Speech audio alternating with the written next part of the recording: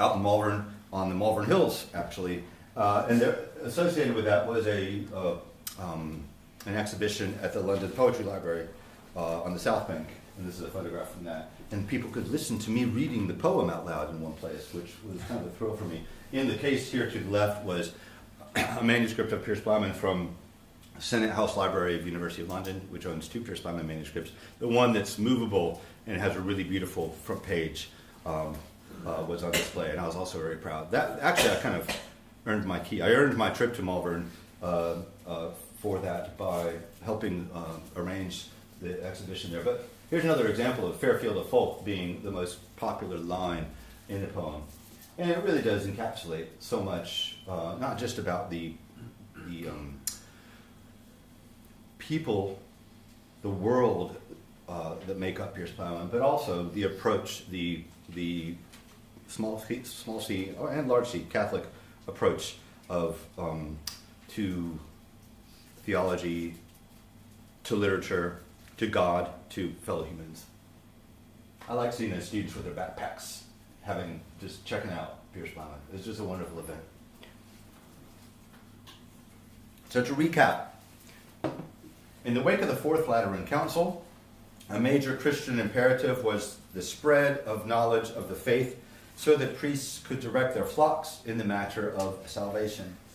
That is, instruct them on how to live good and faithful lives, yes, but also how to examine their souls, confess their sins, and achieve absolution. Thus, the sacrament of penance was the main theme of literary works far beyond such narrow didactic modes as found in handling sin and the like. In Piers Plowman, it is at work on all levels, both thematic and structural. The central theme of the poem could be taken to be, to do evil but repent is to do well. This really gets going in the first dream, in which Lady Holy Church instructs the dreamer, Will, on the tenets of the faith. Her theme is straightforward. When all treasures are tried, truth is the best. What more is there to say? Why does the poem continue? It's kind of like what Bruce Springsteen said to Roy Orbison about the opening line of his song, It's Over. Unlike Elvis, I don't mind. Your baby doesn't love you anymore. Bruce said, man, if the record stopped right there, people would have gotten their money's worth. Roy singing it, not my version. That I agree. When all treasures are tried, truth is and tried means tested, of course. When all treasures are tested, truth is the best. But Langland, or at least Will, is restless. And right when this happens, from the corner of his eye, he spots the lady in red. You know where this is going. That always spells trouble. And exacerbated, that's not the verb, that's not the word I mean. She is so irritated with him. Holy Church says, stay away from her, but he can't avert his eyes. This is Lady Mead. We've encountered her once or twice before. She is reward, she's money, she's recompense. She is ethically neutral. She's happy to do whatever with whoever. She's modeled in some ways on the whore of Babylon from Revelation. While Will doesn't get directly involved in the action, he is culpable. And we get a long allegory in which the king tries to wed her with truth. Actually, I think that's wrong. It's with conscience. My apologies. The plot need not delay us, but a representative episode shows what Langland takes to be the major danger represented by Mead. This is an interesting, I won't get into the details, but we have, let's see, I have 2 different transcripts. The top is actually a B text whose version of the lines is more or less the same as the A text version. And the bottom is a C text, whose version of the lines is more or less what we have considered the B text version. I won't go into the details, don't worry, but that generated my first book about how the transmission of Piers Plowman that I've been telling you about really wasn't accurate at all. I was giving the overview, and it's much more complicated and interesting. But our purpose today is not to go through that. It's the text itself. Wist ye that, quoth Mead, there nis window no was, that I'm reading the top one, that no waldemaka and amended it with of mine, and me nama rita openlich therein, that each sage shall say, sister toyo alla. The background is the friars have said, oh Mead, will you pay for windows for our friary, please?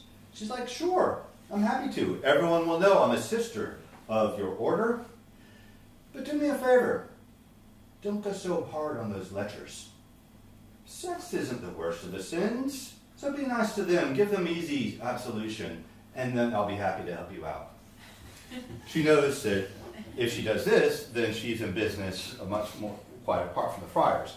And Piers Plowman is very much part of the anti-fraternal tradition. The problem seen there, and we'll return to it later on, I think we will, friars were, they granted easy absolution precisely because they didn't have a finding, they didn't have their own parishes.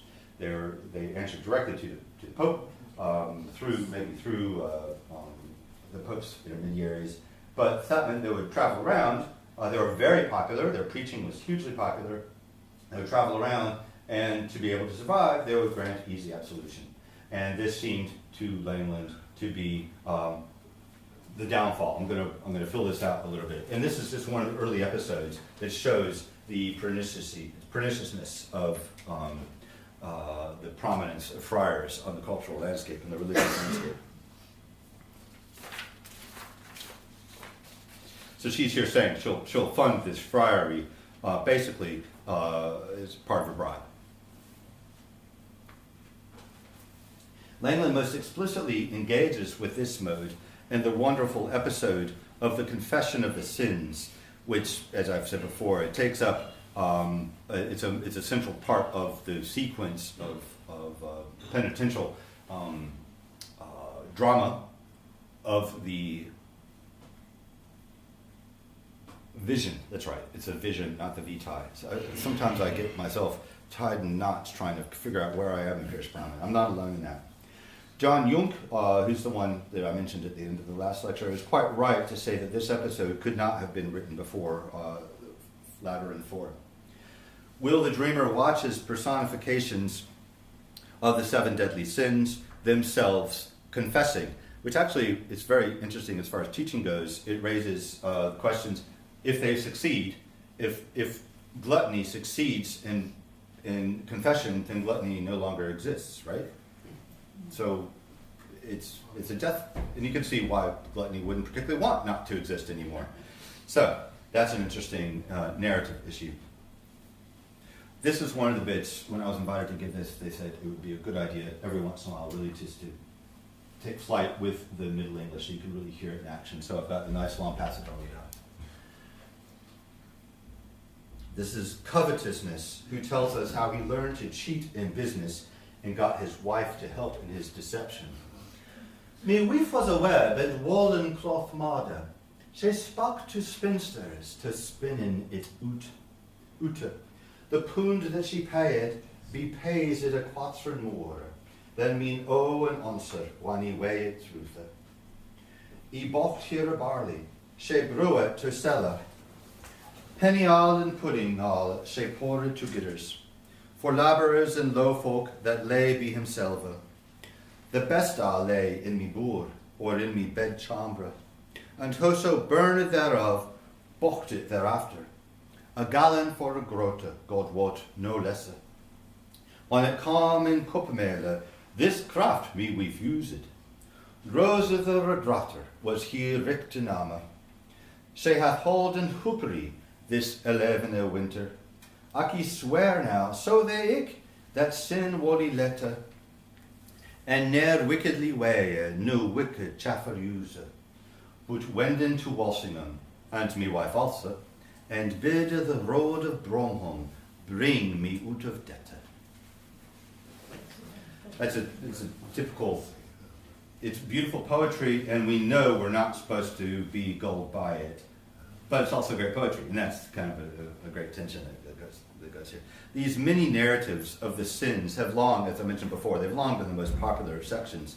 And I suppose a generous reading towards what the text is trying to do is that people wanted to learn how to avoid covetousness and so forth.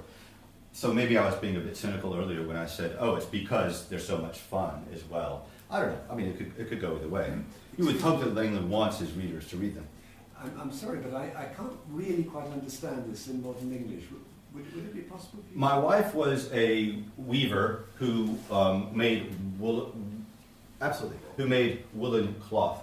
She spoke to spinsters to spin it out, so she hired other people. The pound that she paid, by pays it a quatern more, I think she paid more than mine own answer. I don't remember what answer means. When I weigh truth. Basically, she's faking how much has been weaved. I bought her barley.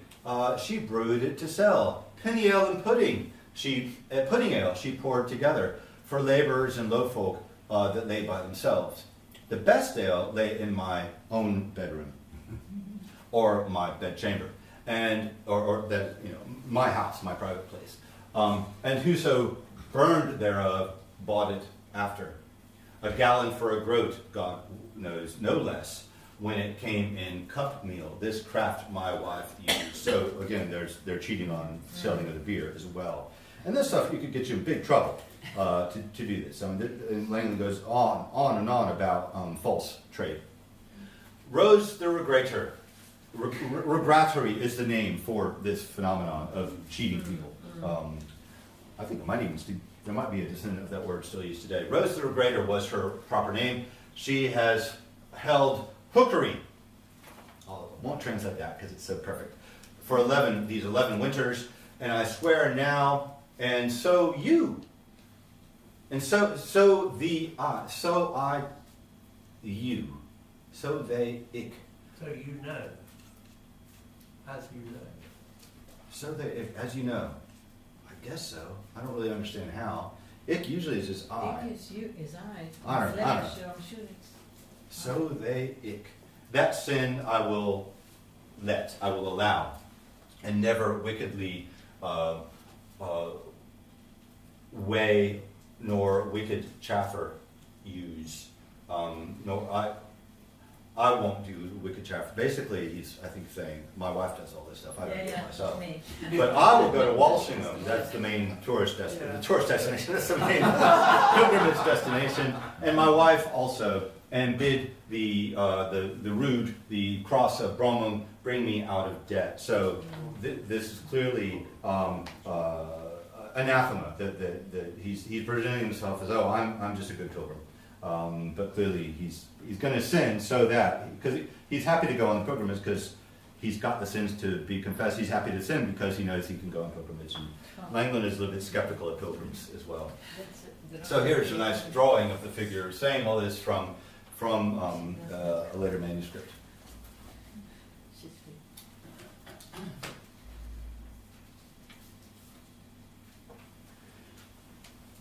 So basically, this takes place, I've mentioned a few times, so I don't need to go over it again. There's a sermon, people's consciences are pricked, they confess their sins, including in this. This is supposedly his confession of a sin.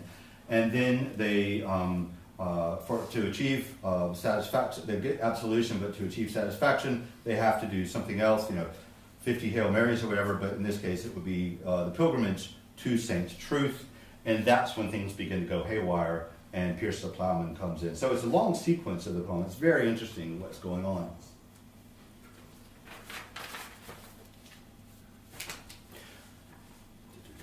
Right. That is how things should work. As I said before, they don't. And if they did, the poem could stop there.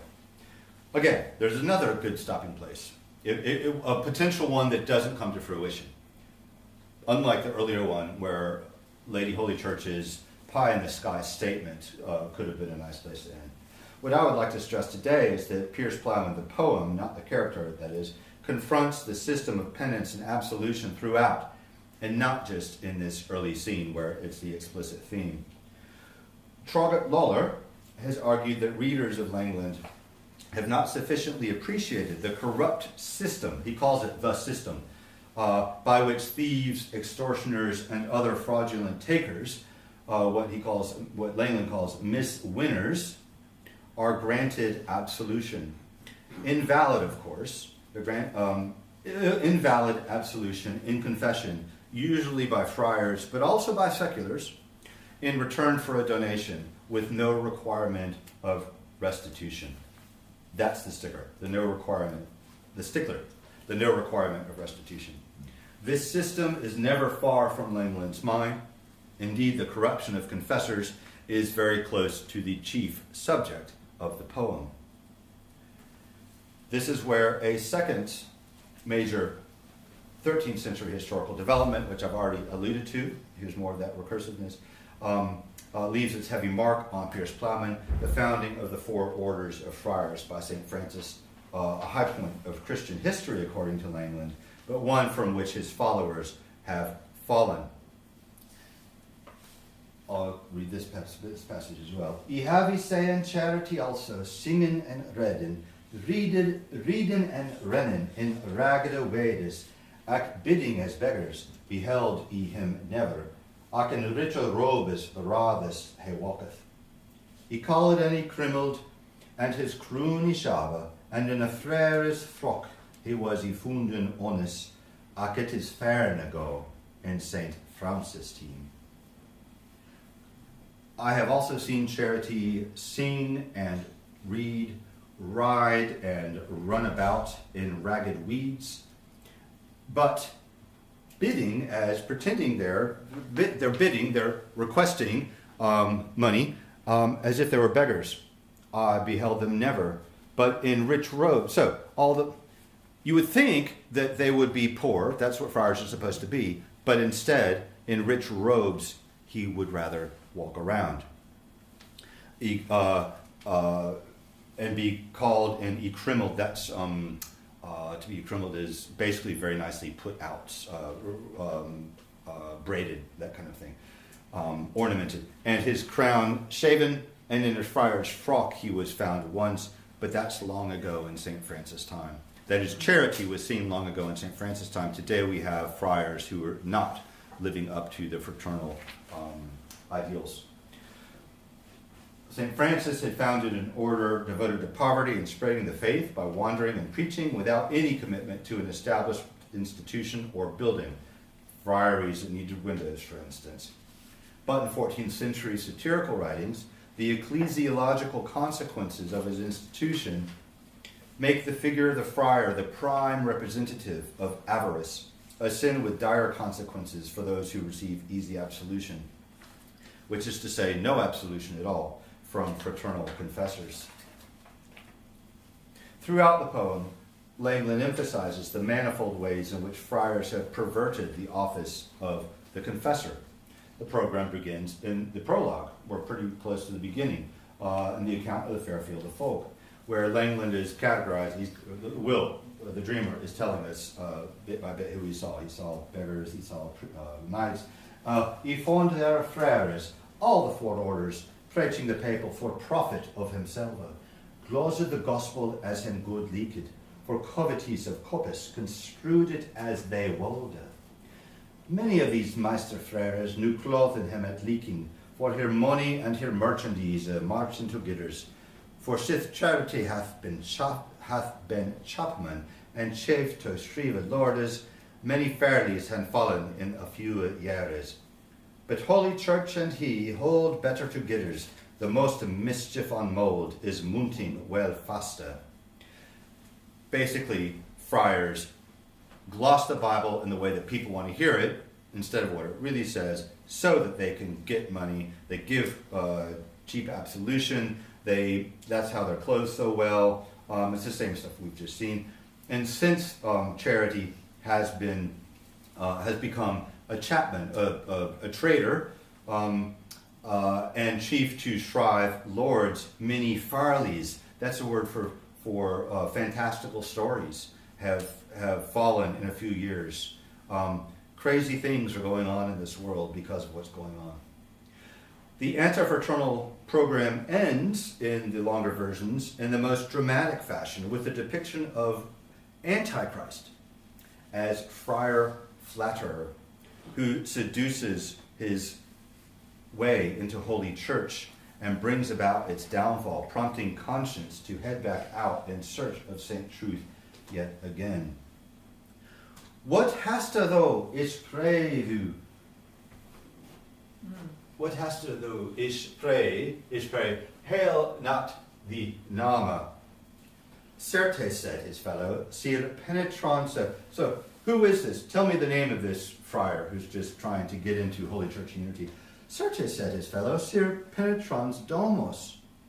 Yea, go thee, gata, quoth Peace. Be God for all the physic, but thou con any craft thou comest not here enne. Unless you know any learning, unless you know any craft, you're not stepping foot in Holy Church. Go your way. Yea, go thee, gata. Get out of here. Sir, penetrating into homes. This is from, is it 2 Timothy? What is St. Paul warned Timothy, know this, in the last days dangerous times will come.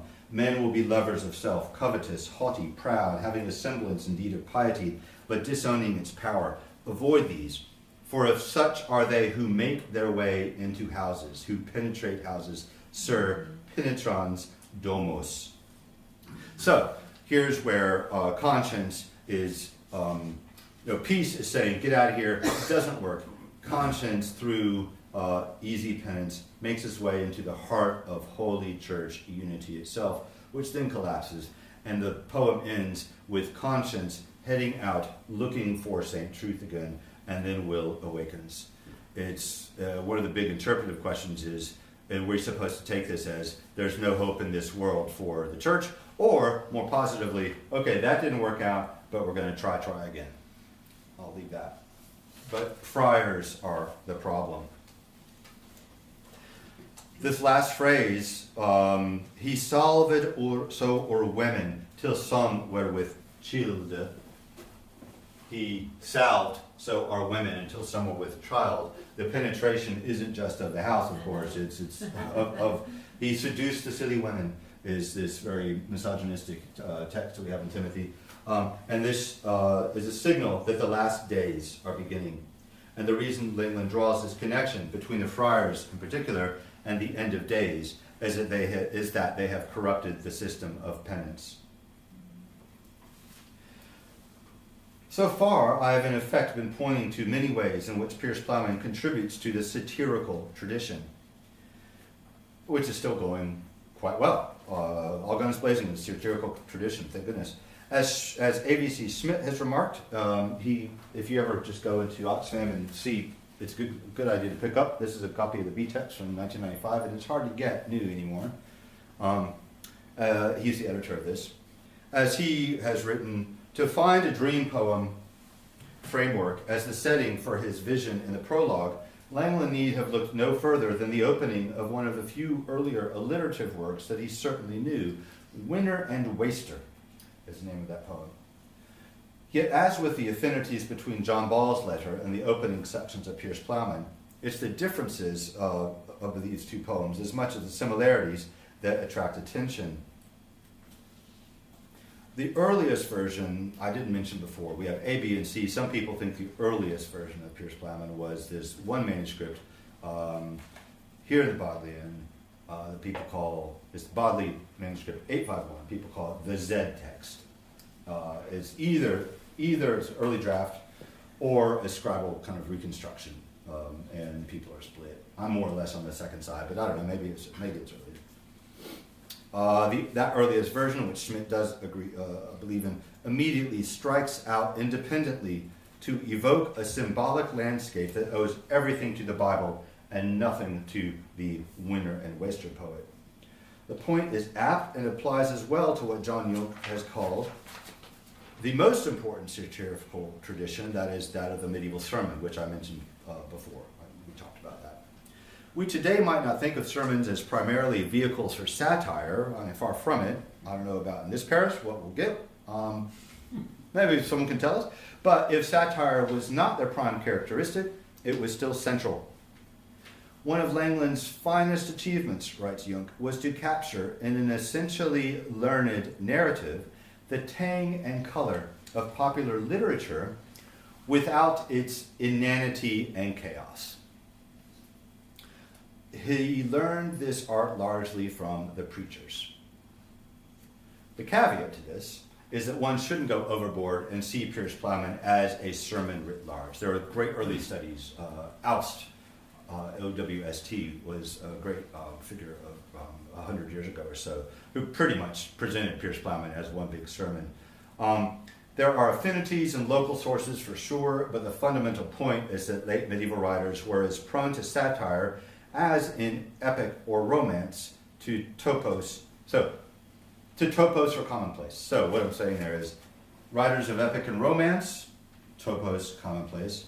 Same too, writers of satire, whether they're preachers or poets or what have you. So the things that bring sermons together with Piers Plowman are topoi, commonplaces. And so we shouldn't see necessarily Piers Plowman as simply another sermon. It's not a really deep point, but it's worth making.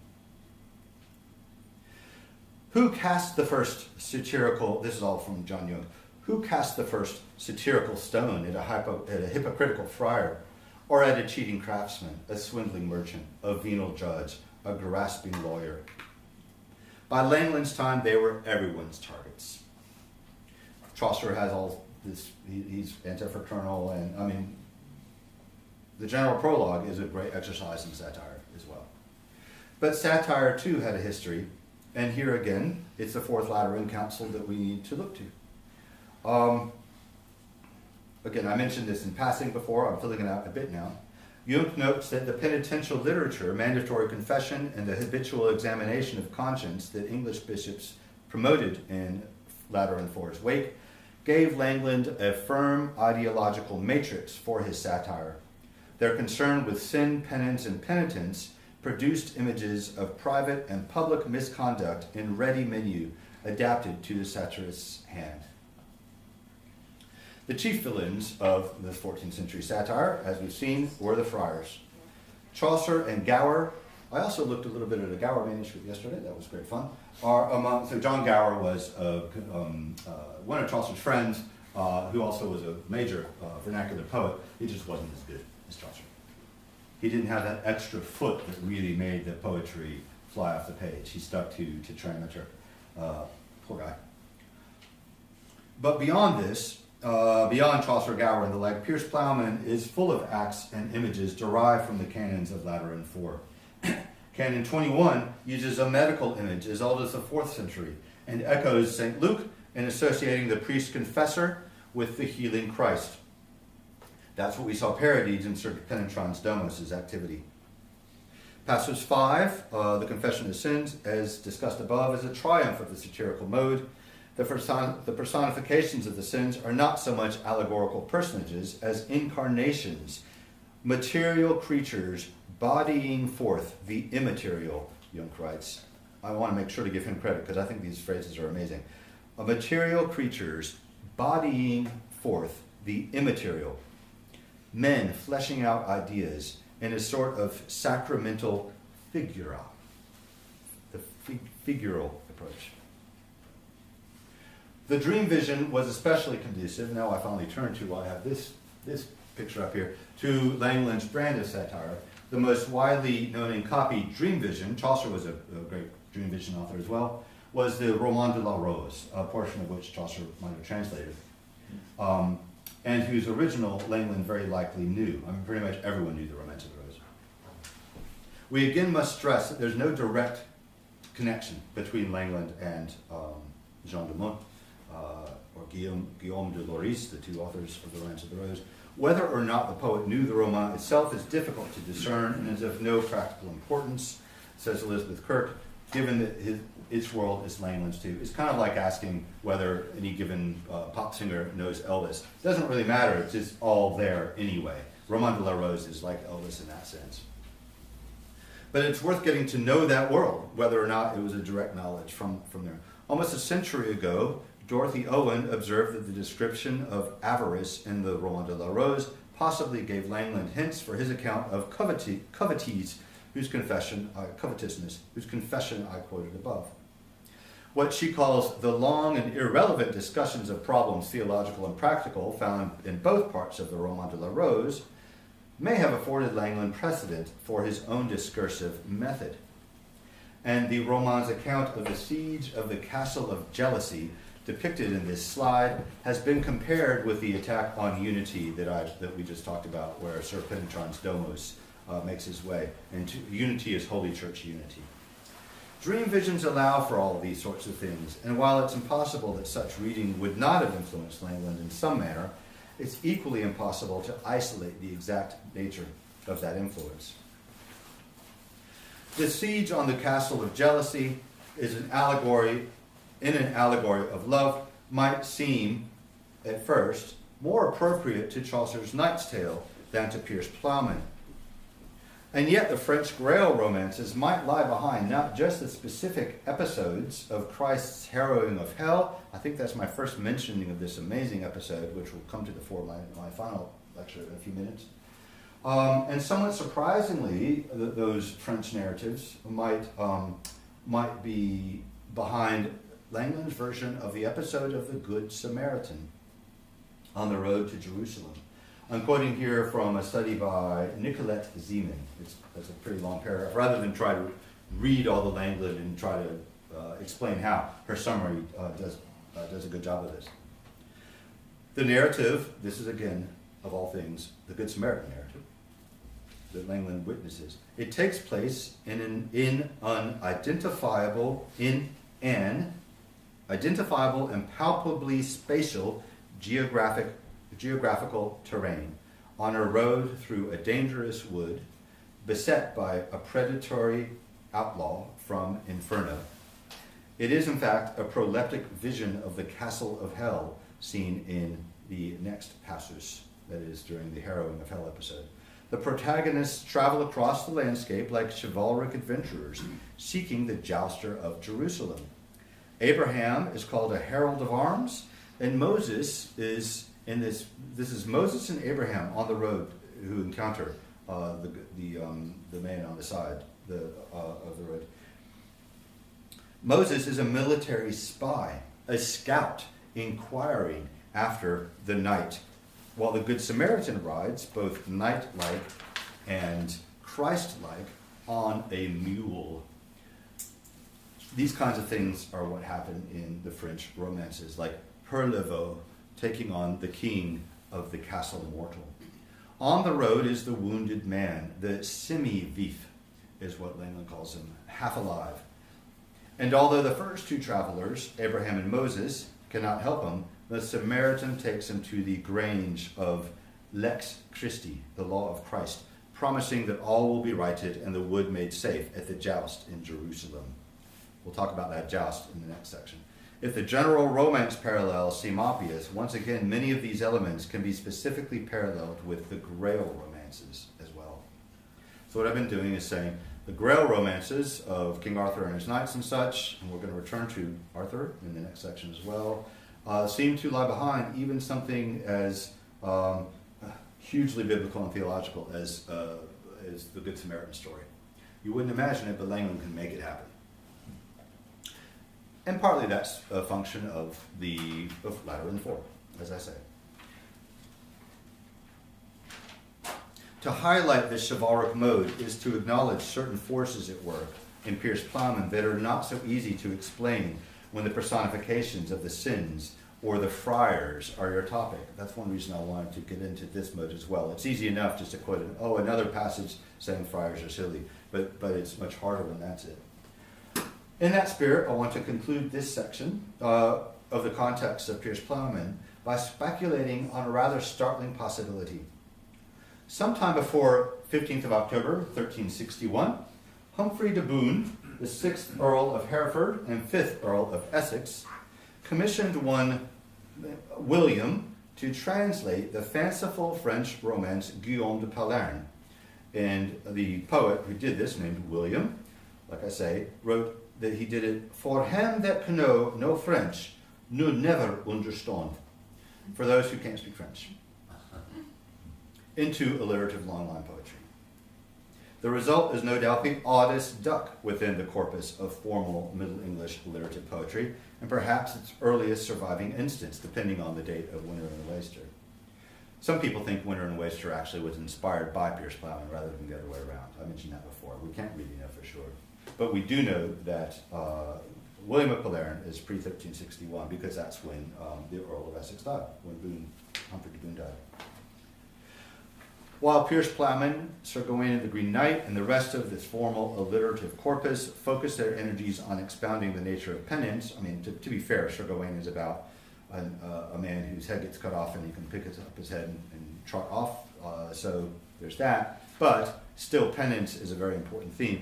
William of Polarin strikes a much more jejune tone, telling of a werewolf, a boy who makes love to his pillow, and most prominently, lovers dressed in bear suits and deer suits. Did its author go by the last name Langland? Well, the idea showed up for a while in a sentence here or there. I saw some of the sentences and decided to look into it. The answer is we don't know, but there's good reason to speculate on the possibility. There are a lot of things that would make sense. As with the issue of Langland's reading, like I say, we can't know for sure. There are certainly objections to be recorded, mainly that it just doesn't strike its readers as Langlandian. I realize it might be a bit rich for me to say, oh, he couldn't have been the one who owned those 6 houses because it doesn't sound like the poem. And now to say, oh, well, he might have written this, although it sounds nothing like it, and to try to make hay of that. I grant that. I acknowledge it. And it could be that I'm wrong about one and wrong about the other as well.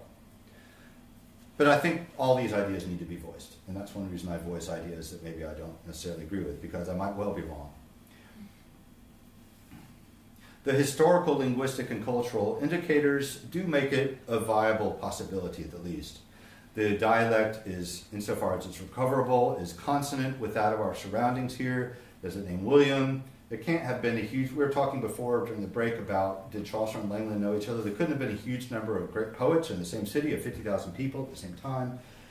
Likewise, up in the Northwest Midlands, how many poets of the alliterative long line were floating around? It seems easier to speculate on one rather than two. Don't know for sure. But what if he did? It's worth thinking about. Certain episodes might look quite a bit different, including some we're going to talk about. But we might need, and here's my conclusion to this section, we might need a fundamental reassessment of the very identity and definition of the topic of penance. It might even help us, if he wrote this is just an example of some of the pricks of our conscience. That's why I'm putting out this kind of crazy idea. It might even help us reassess the framework within which penance is operative, divorcing it from any economy of exchange, which is pretty much how it's working throughout here. You do this, you say a number of Hail Marys, you take this pilgrimage, and you've paid your debt. And one of the themes of the poem is rede quod debes, pay what you owe. I'm saying we're going to talk in the next section about ways we might reassess that theme, divorcing it from an economy of exchange, a payment of sorts to achieve atonement. It's kind of weird, isn't it, to think of atonement being at one with God as something that one purchases.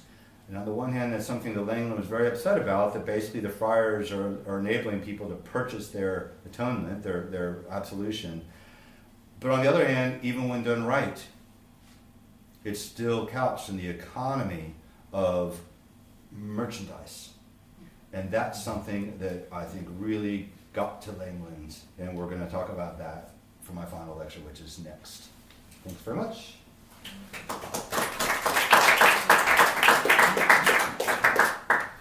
Thank you so much. We have a slightly longer break now, and I'm going to suggest we get back together at about 22, and there will be more refreshments here, etc. But do wander around, stretch your legs, slip out for some fresh air if you wish.